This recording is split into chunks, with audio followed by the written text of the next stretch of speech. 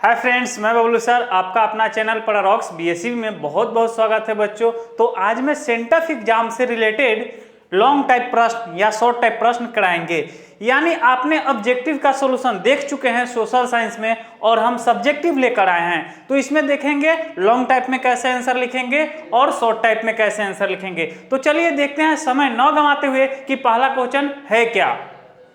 तो पहला क्वेश्चन कहता क्या है कि आप किसी खाद्य पदार्थ से संबंधित वस्तुओं को खरीदते समय कौन कौन सी मुख्य बातों को ध्यान रखेंगे, बिंदुवार उल्लेख कीजिए। सबसे पहले ये जानिए कि आप किसी भी वस्तु को यानी किसी भी खाद्य पदार्थ चीज, खाने वाले चीज को खरीदते हैं तो क्या देखना चाहिए, या आप दवा भी खरीदते हैं तो किसी भी सामान को खरीदने से पहले देखिए पहला पॉइंट में लिखा क्या गया है कि आज बाजार में लोग अनेकों प्रकार के खाद्य पदार्थ खरीद रहे हैं, यानी बहुत सारे खाद्य पदार्थ खरीद रहे हैं। तो खरीदते समय जब वे खाद्य पदार्थ खरीदते हैं तो सबसे पहला पॉइंट क्या याद रखना चाहिए कि हम सबसे पहले उस पैकेट या उस सामान को देखेंगे कि निर्माण कब हुआ था। उसी बात को लिखा गया है कि वो ध्यान दीजिएगा कि निर्माण की सबसे पहले निर्माण की तिथि देखेंगे। ध्यान दीजिएगा ये आपका निर्माण है, निर्माण की तिथि देखेंगे कि आखिर वो सामान हमारा बना कब था।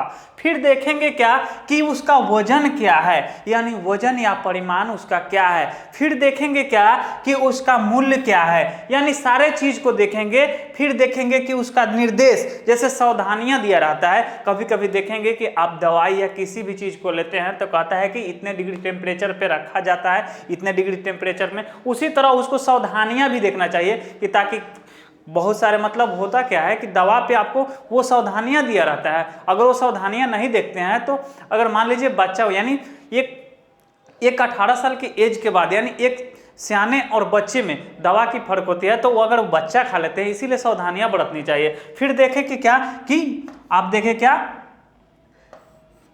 यानी निर्माता के नाम, यानी कौन सी कंपनी उस चीज को यानी खाद्य पदार्थ को बनाया है उसको देखेंगे। तो आपने देखा पहला क्वेश्चन। तो देखते हैं नेक्स्ट क्वेश्चन, यानी दूसरा क्वेश्चन है क्या। तो किसानों को साख अथवा ऋण की आवश्यकता क्यों पड़ती है, यानी किसान जो हैं उनको साख एवं ऋण की आवश्यकता क्यों पड़ती है, इसके बारे में जानना है। तो साख की क्यों जरूरत पड़ती है, तो हम जानते हैं कि किसानों को साख अथवा ऋण की आवश्यकता इसलिए पड़ती है ताकि वो खेती करने के लिए, यानी इसलिए होती है कि किसानों को अपनी खेती की खर्चा करने के लिए इस आधुनिक युग में खेती में इतना खर्चा बढ़ चुका है ताकि वो महंगाई को काफी ज्यादा वे जो भी खेती में खर्च करते हैं उतना अर्न नहीं कर पा रहे हैं। होता क्या है कि अभी किसान की स्थिति ऐसी बनी हुई है कि वो देखें कि अभी जिस समय अभी हाल फिलहाल की बात है कि अभी आलू आपका कितने रुपए बिक रहा है, 45-40 रुपए बिक रहा है। और हम लोगों जिस समय आलू उखाड़े थे उस समय कितना बिक रहा था, यानी किसान ने जिस समय बोया था उस समय लगभग 4-5 रुपए था, आज 45 रुपए करीब चल गया है। लेकिन हर बार ऐसा नहीं होता है। अगर किसान अधिक बो देते हैं, अधिक इस बार अगर उसका उपज अधिक आ जाए, यानी आलू का खेती अधिक कर दिया जाए, तो किसान ऑटोमेटिक क्या होता है कि उसमें खर्च ज्यादा कर देता है और उसका अर्निंग क्या होता है, कम होता है। इसीलिए वो किसान ऋण और साख पे विश्वास करते हुए वो ऋण लेता है। साख की आवश्यकता होती है उनको ताकि वो खेती समय से कर सके। तो चलिए नेक्स्ट क्वेश्चन की ओर चलते हैं कि नेक्स्ट क्वेश्चन है क्या। तो नेक्स्ट क्वेश्चन है आपका 18 नंबर कि मानव विकास रिपोर्ट क्या है, यानी मानव विकास रिपोर्ट है क्या उसको जानेंगे। तो ध्यान दीजिएगा, यह संयुक्त राष्ट्र की विकास कार्यक्रम द्वारा प्रतिवर्ष प्रकाशित की जाने वाली एक रिपोर्ट है। यानी ये क्या है, एक रिपोर्ट है जिसमें दुनिया के विकास के प्रमुख मुद्दों, प्रवृत्तियों और नीतियों पर चर्चा किया जाता है।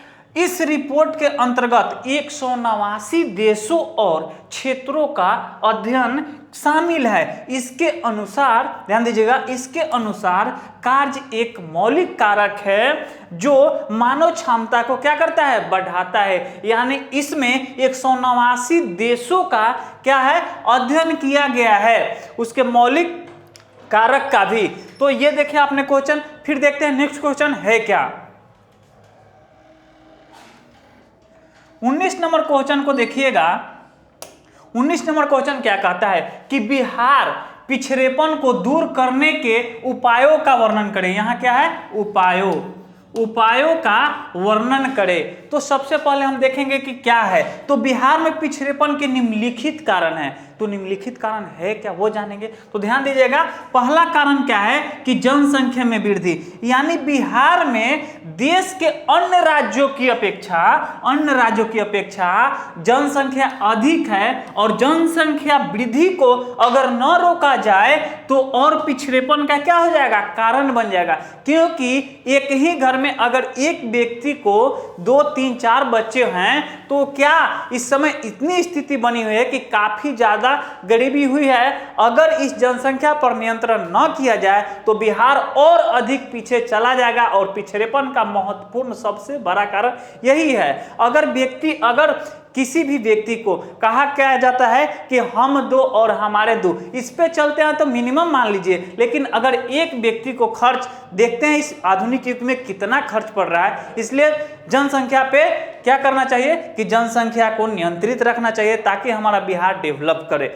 चलते आगे हैं अगले पॉइंट की तरफ। तो अगले पॉइंट क्या है कि कृषि का पिछड़ेपन, यानी बिहार एक कृषि प्रधान राज्य होते हुए भी परंतु राष्ट्रीय आय की अपेक्षा में कृषि निवेश की मात्रा में बहुत कम है। बिहार राज्य की कृषि पिछड़ी हुई है, यानी यहाँ उतना आधुनिक यानी टेक्निक नहीं लगाया जा रहा है ताकि किसान, जैसे देखिए आप हरियाणा में देख रहे हैं कि कितना टेक्नोलॉजी आगे बढ़ रही है, हर चीज यानी मशीनों के द्वारा यानी टेक्नोलॉजी के द्वारा हर चीज किए जा रहे हैं। फिर देखेंगे नेक्स्ट पॉइंट क्या है। क्या नेक्स्ट पॉइंट को देखिएगा कि कमजोर आर्थिक संरचना।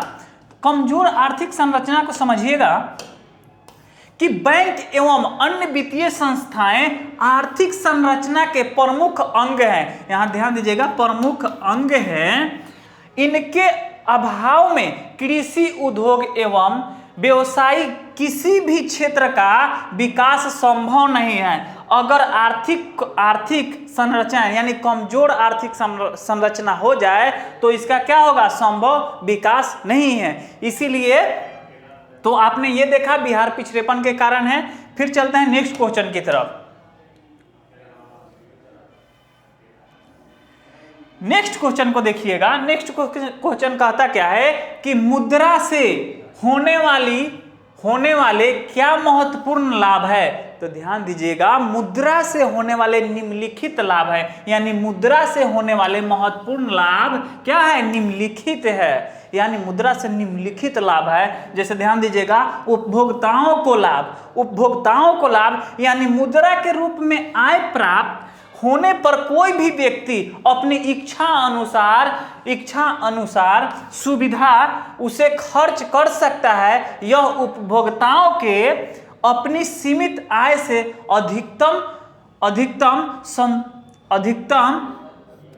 अधिकतम संतोष प्राप्त करने में सहायता करती है। ध्यान दीजिएगा, दूसरा पॉइंट क्या है कि उत्पादकों को लाभ, यानी उत्पादकों को भी मुद्रा से अनेकों लाभ मिलते हैं। फिर आगे देखिएगा कि अगला पॉइंट क्या है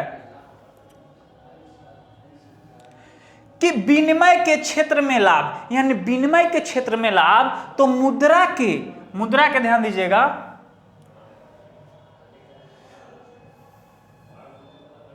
मुद्रा के आविष्कार से वस्तु विनिमय प्रणाली का सभी कठिनाइयां समाप्त हो गई और मुद्रा विनिमय का सर्वमान्य साधन है। यानी मुद्रा जो है सर्वमान्य है, विनिमय का यानी मुद्रा विनिमय का साधन यानी सर्वमान्य साधन है। फिर देखेंगे चौथा पॉइंट कि राजस्व के क्षेत्र में लाभ, यानी मुद्रा से राजस्व के क्षेत्र में भी बहुत सहायता मिलती है। तो ये भी क्वेश्चन देख लिए। चलिए अगला क्वेश्चन देखते हैं कि है क्या। तो मैं आपसे यही कहना चाहूंगा कि अगर आप अपने सेंटफ एग्जाम में इस तरह का प्रश्न, यानी ये तो लैंग्वेज नहीं होगा बट इस लैंग्वेज से मिलता जुलता भी है, तो आपका परफेक्ट आंसर होगा।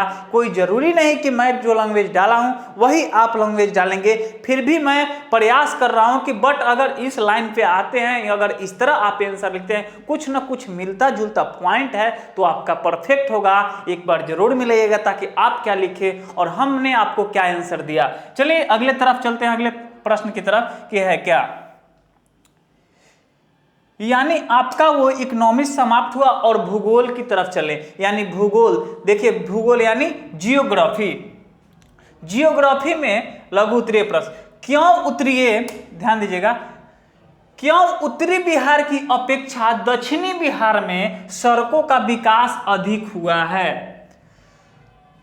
कहता क्या है कि क्यों उत्तरी बिहार की अपेक्षा दक्षिणी बिहार में उस सड़कों की अपेक्षा यानी सड़कों की विकास अधिक हुआ है। तो ध्यान दीजिएगा, उत्तरी बिहार की अपेक्षा दक्षिणी बिहार में सड़कों का विकास अधिक हुआ है, क्योंकि उत्तरी बिहार की अधिकांश भाग बाद में यानी बाढ़ से प्रभावित क्षेत्र है। अब बाढ़ जब होगा तो आप देख रहे हैं कि बाढ़ से रोडें जो है, सड़कें जो है काफी ज्यादा खराब हो जाती है, क्योंकि जब सड़क पे पानी लग जाती है, सड़क पे पानी लगती है और गाड़ी का संचालन होता है यानी चलता है, तो जिस जगह पे पानी लगता है वहां की रोड काफी खराब हो जाती है। तो यही, जबकि दक्षिणी बिहार की नदियां में बाढ़ कम आती है, फलतः यह सड़क के विकसित स्थिति में है। अब देखिए है क्या अगला क्वेश्चन,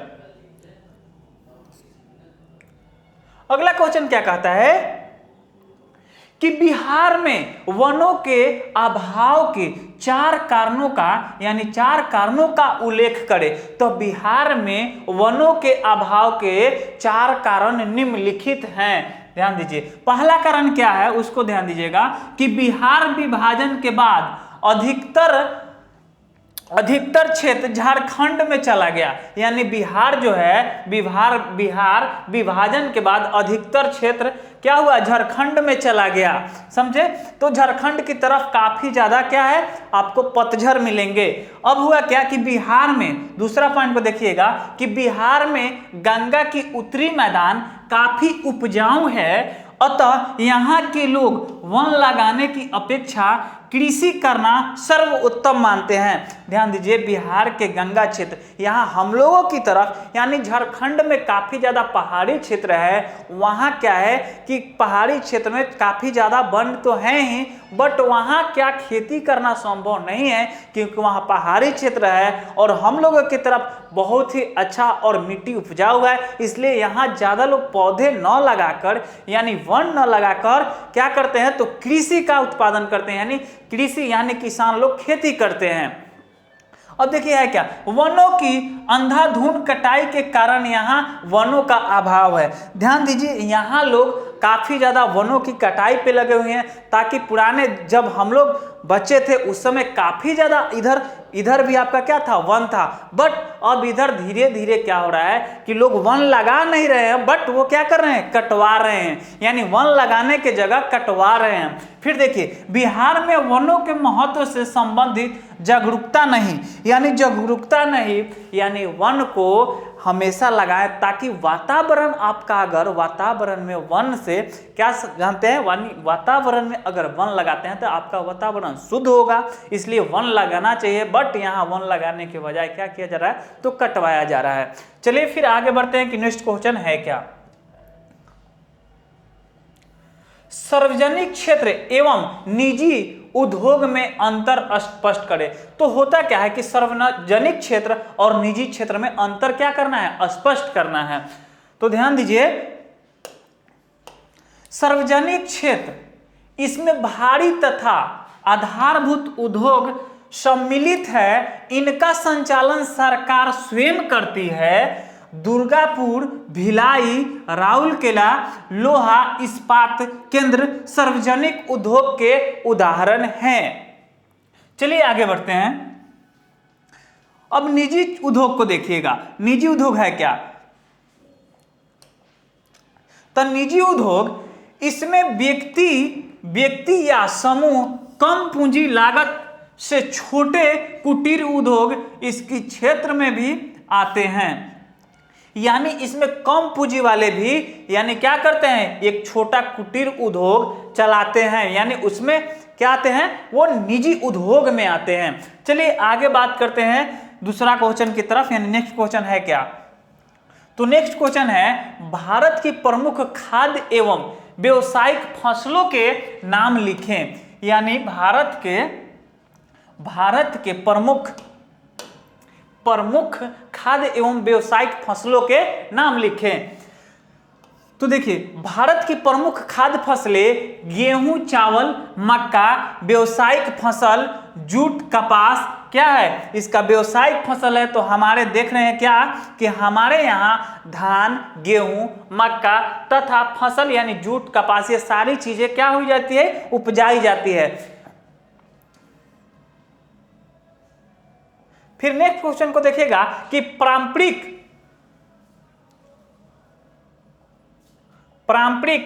गैर पारंपरिक ऊर्जा स्रोतों के दो उदाहरण लिखें। तो पारंपरिक एवं गैर पारंपरिक ऊर्जा के स्रोतों के निम्नलिखित उदाहरण यानी निम्नलिखित उदाहरण है। तो ध्यान दीजिएगा, पारंपरिक ऊर्जा स्रोत का उदाहरण तो लकड़ी हो जाएगा, आपका कोयला हो जाएगा तथा पेट्रोलियम हो जाएगा। क्या हो जाएगा, तो लकड़ी हो जाएगा, कोयला हो जाएगा और पेट्रोलियम हो जाएगा। ये किस में आएंगे, तो पारंपरिक ऊर्जा स्रोत में आएंगे। फिर देखिए आपका गैर पारंपरिक ऊर्जा स्रोत में कौन आएंगे, तो सौर तथा पवन और परमाणु। ध्यान दीजिए। चलिए अगले प्रश्न की तरफ चलते हैं, यानी ये लॉन्ग टाइप आ गया आपका, औद्योगिक प्रदूषण के प्रभावों का वर्णन करें। यानी औद्योगिक प्रदूषण के, तो औद्योगिक प्रदूषण के प्रभावों का वर्णन करें। तो औद्योगिक प्रदूषण के प्रभावों का निम्नलिखित कारण है। निम्नलिखित कारण क्या है, तो पहला है आपका उद्योगों से निकलने वाली धुआं से बहुत प्रभाव पड़ता है। यानी उद्योग से जो धुआं निकलता है वो बहुत ही प्रभाव पड़ता है। क्यों, क्योंकि धुआं में कार्बन मोनोऑक्साइड रहती है, कार्बन मोनोऑक्साइड रहती है एवं सल्फर डाइऑक्साइड जैसे जहरीली गैस होती है, जिससे मनुष्य की मृत्यु भी हो जाती है। यानी जो सल्फर डाइऑक्साइड और कार्बन डाइमोनोऑक्साइड जो है, जो कार्बन, ध्यान दीजिए, कार्बन मोनोऑक्साइड जो है, इससे आदमी मनुष्य की क्या हो जाती है, मृत्यु भी हो जाती है, यानी मृत्यु हो जाती है। सल्फर डाइऑक्साइड गैस से आंख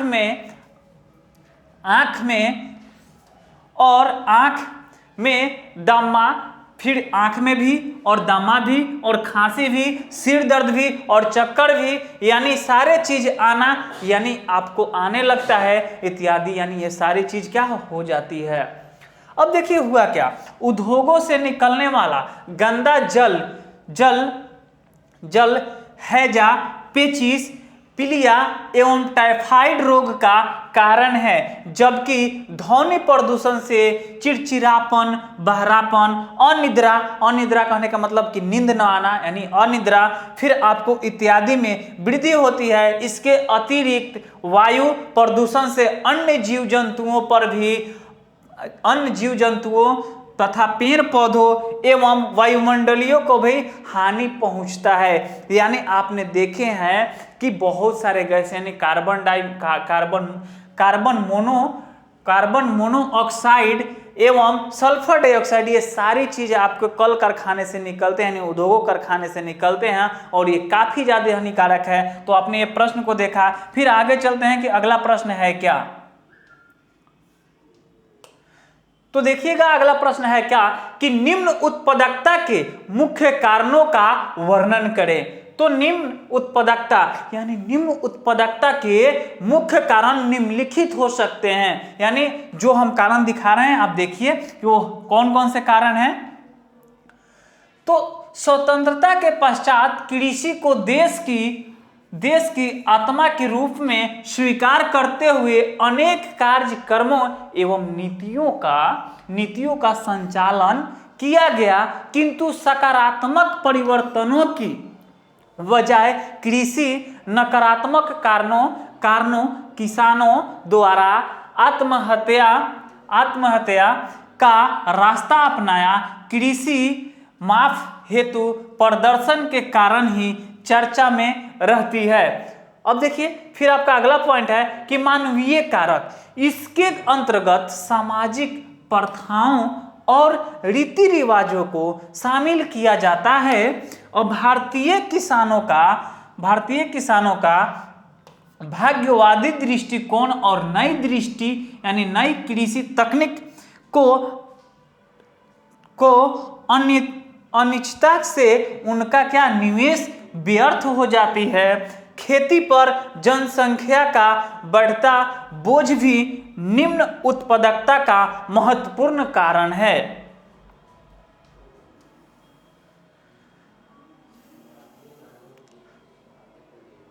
अब देखिए यहां है आपका अगला पॉइंट कि कनिकी यानी कनिकी कारक सिंचाई सुविधाओं की पर्याप्तता का अभाव, उच्च उत्पादकता वाले बीजों की अनुपलब्धता का कीटों, रोगाणुओं और चूहों जैसे अन्य कृंतकों के बचाव की वैज्ञानिक पद्धति की जानकारी का न होना, यानी वैज्ञानिक पद्धति का न होना, जैसे ध्यान दीजिएगा। अब देखिए है का संस्थागत कारक, यानी जातों का छोटा आकार किसानों के, ध्यान दीजिएगा यहाँ जोतों का छोटा आकार किसानों के पास कृषि में निवेश के लिए साख का अभाव है। चलिए अगले प्रश्न की तरफ चलते हैं कि अगला प्रश्न है क्या। तो अगला प्रश्न है आपका आपदा प्रबंधन से रिलेटेड, यानी आपदा प्रबंधन आ गया, यानी आपने भूगोल देखा, वहां आपने क्या देखा, इकोनॉमिक्स देखा, अब भूगोल देखा, यानी आपने वहां अर्थशास्त्र देखा और भूगोल देखा, अब देख रहे हैं क्या, तो आपदा प्रबंधन यानी भूस्खलन के 4 रूपों का उल्लेख करें। तो भूस्खलन के रूपों को यानी रूप के निम्नलिखित क्या है, निम्नलिखित रूप है, यानी भूस्खलन के निम्नलिखित रूप है जो इस प्रकार है, जैसे मलबा स्लाइड, फिर हो गया आपका कीचड़ मड प्रवाहित होना, फिर आपका हो गया चट्टानों के टुकड़ों का गिरना, फिर आपका हो गया खरे ढलान से चट्टानों का खिसकना।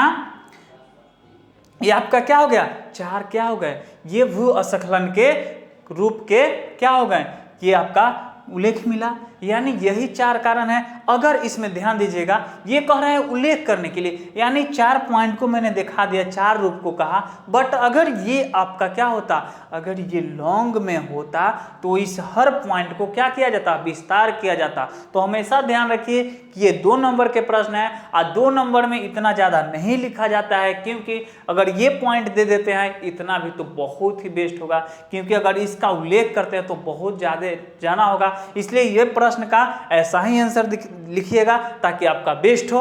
चलिए अगले प्रश्न की तरफ चलते हैं कि अगला प्रश्न है क्या। तो अगला प्रश्न है बाढ़ के प्रभाव को कम करने के 4 उपाय बताएं, यानी बाढ़ के प्रभाव को कैसे कम किया जाएगा, यानी कैसे कम करेंगे, यानी कम होने के 4 उपाय बताना है। तो बाढ़ को कम करने के लिए 4 निम्नलिखित उपाय हैं, जैसे ध्यान दीजिएगा। पहला क्या है उसको देखिए, तो पहला है नहरों का निर्माण कर पानी के बहाव को क्या करना, नियंत्रित करना। अगर हम जल प्रभाव यानी बाढ़ के प्रभाव को रोकना चाहते हैं तो जैसे आपने नदी देखा, नहरों देखा, यानी नहरों देखें तो जो नहर देखे है ना, अगर नहर से बहाव आता है तो ऑटोमेटिक क्या होगा, बाढ़ होगा, यानी बाढ़ को रोकना है तो क्या करना होगा, वो बहाव को रोकना होगा। फिर आपका नदियों पर बांध बनना होगा, जैसे हमारे तरफ देख रहे हैं गंगा नदी हो या हमारे द्वारा बहुत सारी नदी है, नला है, वो सारे नले से बरसात में यानी हम लोगों के तरफ अभी फिलहाल आपको क्या, यानी जून जुलाई के बाद से हम लोगों की तरफ बहुत ज़्यादा काफ़ी पानी आती है। अगर बांध को नहीं बांधते हैं तो हमारे तरफ भी बहुत ज़्यादा अभी इस स्थिति में देख रहे हैं। अभी उत्तर की तरफ आप देखेंगे, इधर सिवान की तरफ, गोपालगंज की तरफ तो काफ़ी ज़्यादा पानी आई हुई थी। यानी बाढ़ के हमेशा रोकना है तो नदियों पर क्या होगा, बांध को मजबूती रखना होगा। अगर मजबूती नहीं रखते हैं तो बांध टूटती है तो क्या होगा, बाढ़ होगा। फिर देखिए तटबंधों की दीवारों को ऊंचा करना। फिर आपका है जल के विभिन्न उपयोग, जैसे जल के विभिन्न उपयोग है जैसे सिंचाई, पन बिजली। अगर जल को क्या करते हैं, इकट्ठा बांध बना के पड़ते हैं इन नलियों से, तो आसानी से खोल के उस नलियों से क्या कर सकते हैं, तो पटा सकते हैं। यानी आपने देखा नलियों, यानी हमारे यहाँ नदियों में कहीं कहीं पुल बनाया जाता है, फव्वारा बनाया जाता है, ताकि उससे क्या पानी हम ले सके, समय से उतना ही पानी ले जितना हमें जरूरत हो। अगर उससे अधिक लेते हैं तो काफी ज्यादा क्षति भी होती है। तो चलिए अगले प्रश्न की तरफ चलते हैं कि है क्या।